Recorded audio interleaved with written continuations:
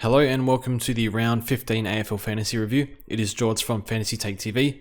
Today we'll discuss how our team went, what our trades were, a few talking points. I think we'll speak on Luke Jackson, Aaron Hall, and what our trades are heading into next week. For this week, we scored 2,376. Really high rank for the round, 147th. And overall rank, we were 2,900 last week. Now we're 1.7k this week. So I wasn't expecting to have a week as good as this. A lot of things went our way in terms of captaincy. Lots would have had a poor captain like a Brayshaw or a Mills or a McRae.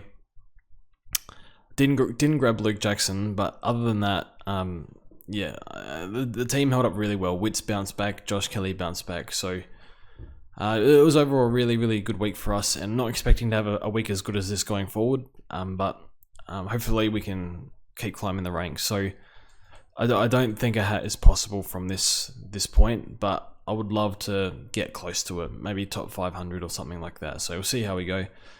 But yeah, this is how the team went. So our defense was okay. We brought in Doherty 3 weeks ago, and he's given us, I think, 120. So he's been great. Crisp a little down, that's fine. He's been a solid pick for us. Dawson was fantastic, playing wing and halfback. He's doing overtime for the Crows, so plenty of intercepts, plenty of chip mark. But yeah, fantastic player, and I think he's starting to push D2, D3 territory. I think he's the second highest defender priced. I think, yeah, he's second highest priced defense. So we picked him up for 800. He's been good. Crisp has gone down a bit, that's fine. Short 104, still a bit sus on his role, but he's still getting a fair few marks here and there.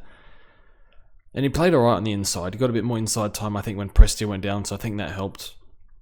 Hewitt 95, solid, and then Sicily 84, that's not too bad. So with Stewart going out, Sinclair's been getting a bit of attention, but I still think he's top 6.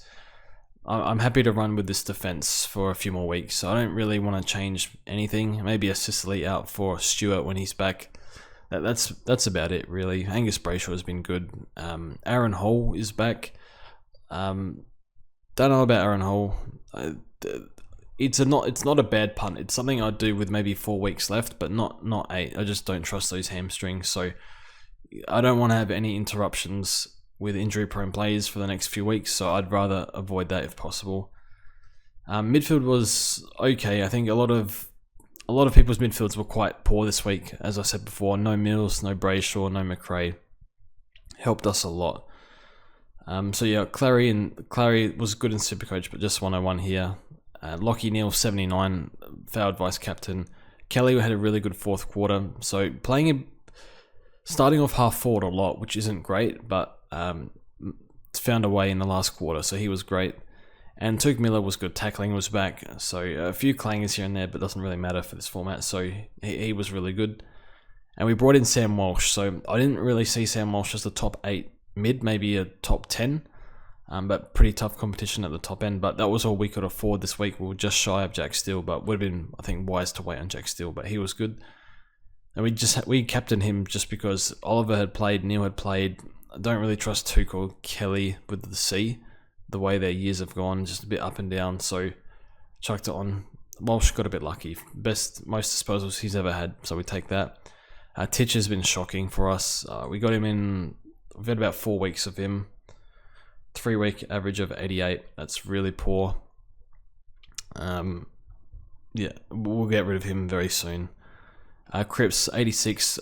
He's still rucking a little bit, so maybe. I think Pitney's 3 weeks away, so 2 weeks away. So maybe hold him for the West Coast game, then flick him in 2 weeks. And Haitley, unfortunately, Matt Crouch, finally got my wish, Matt Crouch out the team, but Haitley full-time wing again. I don't know, play your best 2 games on the inside, and then the coach puts you on a wing. So I don't really understand, but I guess it's time to go for Haitley. But to score okay playing on a wing, a lot of the time he was opposite side of where the ball was and just hanging off. So it was nowhere near the ball. So I guess he's put up, I think, 74 and a few 80s the past few weeks. So in the terrible role, I think it's okay. Saligo 55, he was solid. Kicked a goal late. Can't expect much more from a rookie. But I think the problem here is So Haley and Dawson spent a bit more time on a wing this week, which pushed, and Haley was occupying the other wing for like the entire game, which pushed Saligo more half forward. So that's not great for him. He would definitely prefer him on a wing, but he's still got a few rotations there. So I might trade this week, but definitely would prefer to hold. And Owens, maybe he comes back. I don't know. We'll see. Ruck line was really good. So a lot of people might be struggling in the ruck line. I think Witts has been very poor for us, but a 122 didn't really play against the ruckman. So pretty lucky matchup, but I did want to move him on. He would have been gone if English was in, probably 2 weeks ago, or last week rather, but English concussion, so maybe a bit lucky. It would have been silly to trade him against no Port Ruckman in hindsight, but yeah, a good bounce back from him. And Darcy Cameron taking all those marks around the ground, he's fantastic.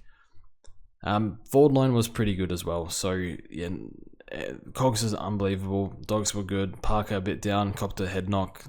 Is what it is. For him to get up, he copped a pretty bad one on the chin, so for him to get up and score 89, I'm happy with that.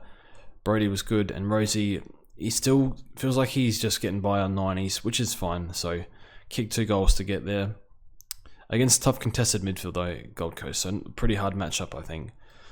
In terms of forwards, I'm not really sure who else we want. I'm scared of Treloar's hamstrings, to be honest. So I think it might be like a Himmelberg the way he's going. I think Taranto needs a few games.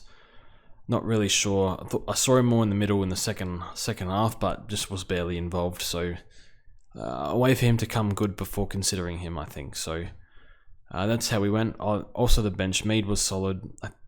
He might go out when Butters comes back, whenever that is. And Connor McDonald got a few CBAs late in the game, so I think I definitely want to hold Connor McDonald now that I saw that. So he was very good in there in the limited time he got there. So yeah, solid.